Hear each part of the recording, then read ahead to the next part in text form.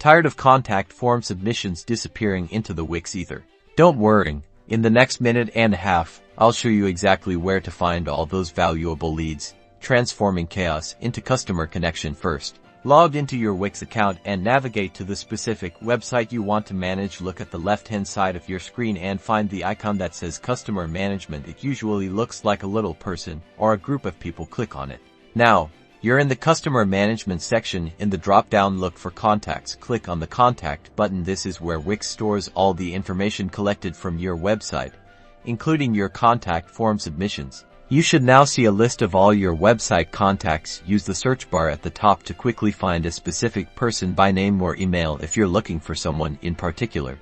Wix automatically adds labels to your contacts based on form submissions to quickly find everyone who filled out a specific form. Use the filter options. Click on the filter button, then choose label. You should see a list of labels. Find the name of your form and select it. All the contacts who filled out that form will now be displayed. This will allow you to see all the submissions. Click on any contact's name to see the detailed information they submitted through your contact form. You will see all the fields they filled out displayed here.